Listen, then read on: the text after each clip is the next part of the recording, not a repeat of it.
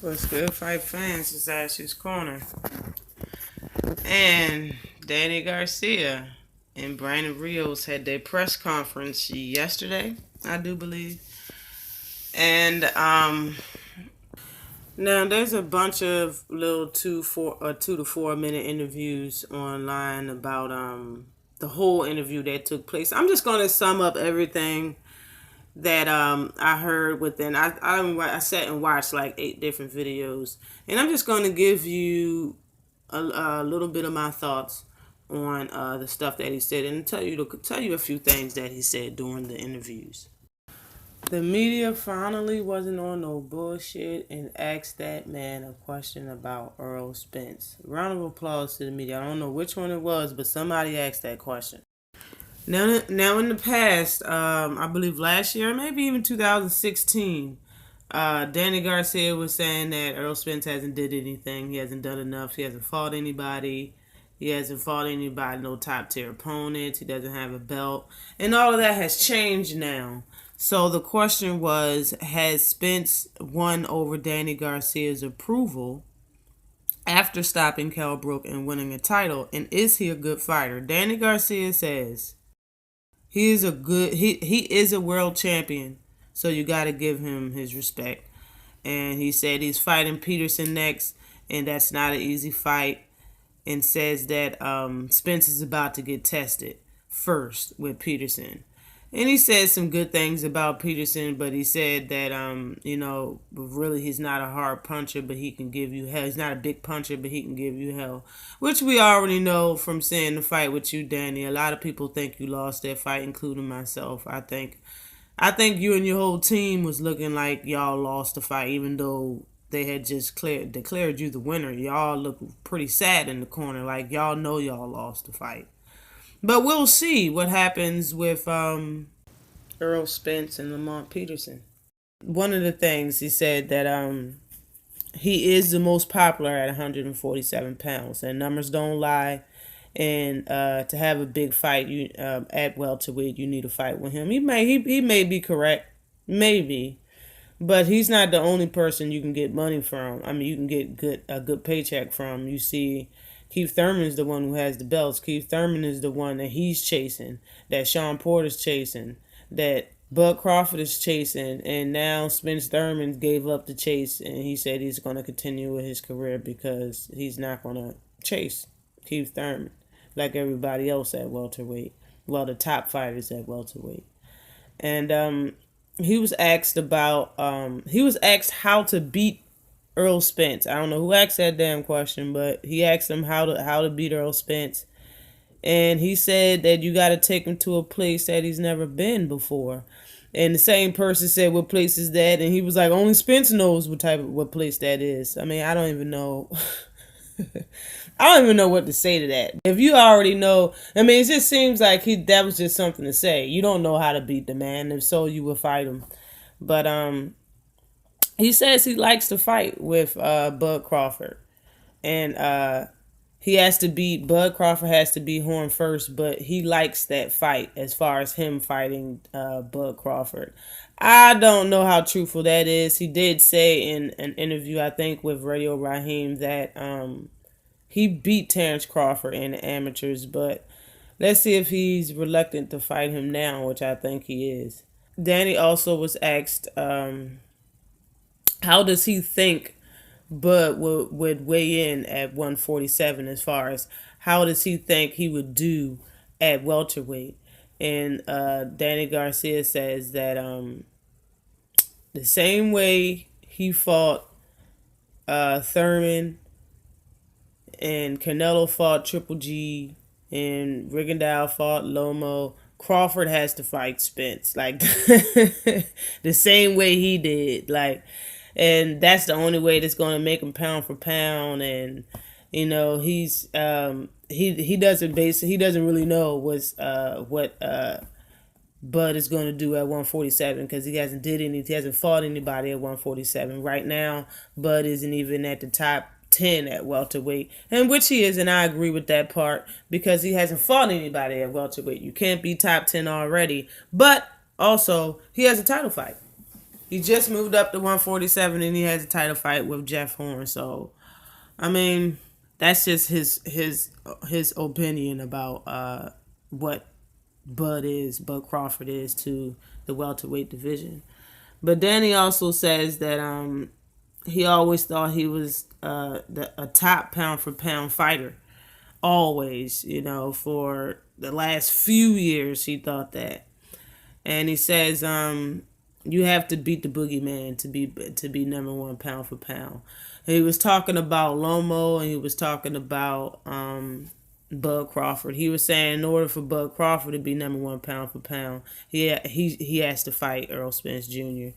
And he's saying as far as Lomo, for him to be top pound for pound, he's not going to be top pound for pound until he moves up to 135 and beats Mikey Garcia. And I agree with that. I mean, he says that you have to beat the bigger guy to become pound for pound. You have to beat the boogeyman of that division.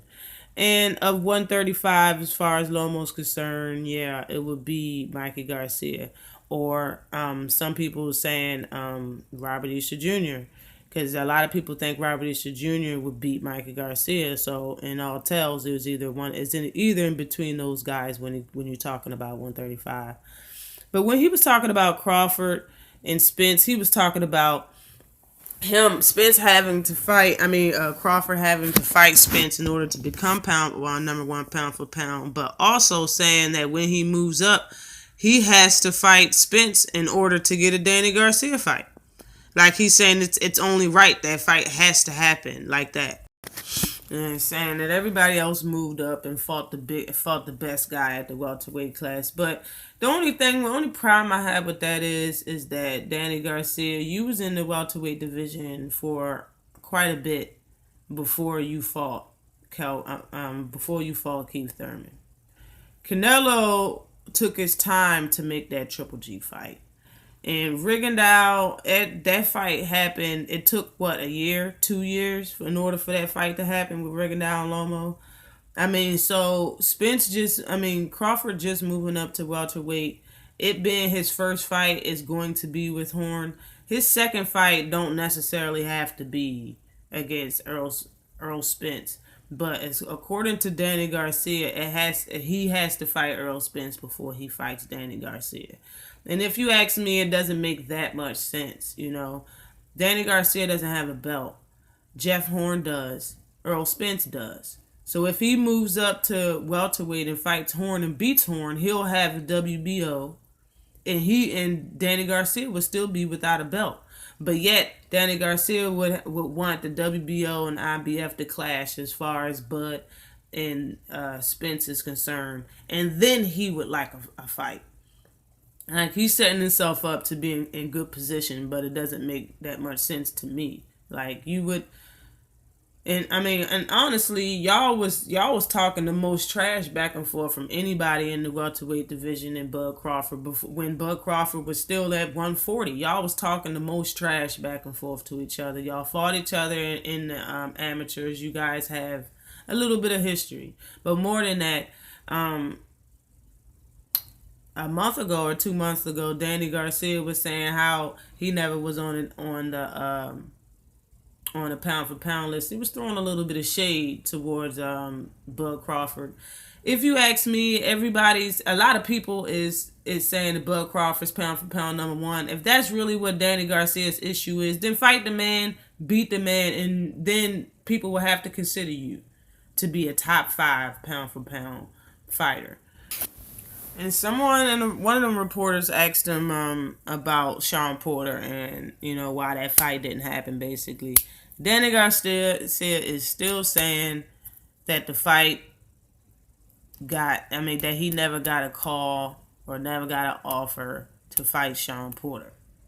Now, a lot of us already know, if you don't know, that fight in between Sean Porter and Danny Garcia was ordered by the WBC. Okay, I believe Danny Garcia is number 2 in ranking, and number 1 is Sean Porter, and they were going to do an eliminator match to find out who was going to be the next person to fight Keith Thurman for that WBC belt. But he's still claiming he didn't get no offer. He didn't get no call. But then he says that the promoters and everybody knew, all the managers, everybody knew he was taking a break after he lost against Keith Thurman, and that he wasn't thinking about boxing or nothing like that. Like he said out of his mouth that they knew not to contact me about a fight. So that's probably why, if he's being honest, that's probably why he didn't get a call or an offer. I mean, I'm more than sure he knew that he got called out. Hey, he answered the call. He after Sean Porter called him out WWE style. Danny Garcia said, "Okay, bozo," or whatever. So he already knew that he was being called out. Yes, you are your own man, and you are in control of your own career. If you tell all the promoters and the managers and all that work actually for you not to call you, and you're going to take a break after fighting for all of these years straight, they're going to give you that respect and let you take a break. But it's still up to you to answer somebody's call. Like, I don't see that as an excuse. You still could. You answered the call by calling them bozo. You could have very well ignored the call altogether, since you're not thinking about boxing. You know what I'm saying? You ignored Errol Spence's call for months. This is the first time you ever saying anything about it, and that's because somebody asked you about it. You know, you had too many cameras in your face not to answer the question. You know what I'm saying? But I still think that he could have answered that. He could have said that he would like to fight. But he's still saying, after all of that, he's saying that he was already in line to fight. Who was he fighting? The last person he fought, I forgot what his name is. But the last person that Sean Porter fought, he was already lined up to fight him. So he's saying that Sean Porter was just using his name to promote his next fight, which I don't think is true. You know, Sean Porter has his own following, and everybody, and a lot of people, whoever that's real fans of boxing follows boxing, and he don't need your name to promote his fight. You know what I mean? It's either you're going to watch it or not. Like, him calling you out, Danny Garcia, isn't going to get him more views. I don't think that's an excuse either, because, I mean, just like back in the day, fighters used to fight like 8-9 times a year. You know what I'm saying? And how do you think that got accomplished? By setting up a fight while already having a fight, you know? So him saying that, oh, he was just using my name, I put 2 and 2 together and saying that he was just using my name to promote his fight, it's kind of ridiculous, you know, because he's not, you know, this fight is already going to happen. But since this is Sean Porter's thinking, this fight has already happened, is already in motion, but now I got a call saying that the WBC is ordering me to fight Danny Garcia. Let me call him out. So when he got that call out, he should have answered it.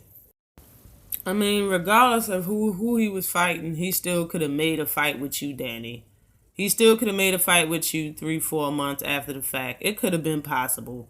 And the next person, Danny, Brandon Rios, you fighting right now, it could have been possible that you fought Sean Porter, but Sean Porter injured himself. So, I mean, who knows? Who knows when it comes to that?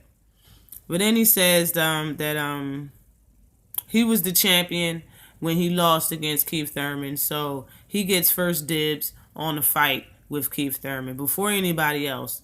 And that's just respect. Like, you gotta respect that. Sean Porter and everybody else don't give a fuck about that. Okay? Sean Porter want the rematch first. Shit. Bud Crawford want to fight him before y'all even get the rematch. And all the fans don't want to see you or Sean Porter fight Keith Thurman again. We already know what the outcome is going to be with both of those fights. It's going to be what it was when he fought you. You're going to get that man another win, and you're going to have another L on your record, Danny. But after hearing everything, I honestly don't think Keith Thurman is going to fight Danny Garcia this year. I don't. I think when Sean Porter heals up, he's going to fight Sean Porter, because if he believes Sean Porter's injured, he's going to try to fight Sean Porter and get him out of the way as far as his rematch. He fought Keith Thurman first anyway. You know, he should be due for his rematch before Danny Garcia. But I think Keith Thurman's going to hop on the opportunity to fight Sean Porter again, because he's just getting off injury as well. So, I don't think that... Yeah, I don't see Danny fighting Keith Thurman this year. I think Danny Garcia should fight Sean Porter, Terrence Crawford, or Earl Spence Jr. When the Bud Crawford and Horn fight takes place, I have Bud winning that fight, and he will have a title. Earl Spence will have a title, and then you have Sean Porter.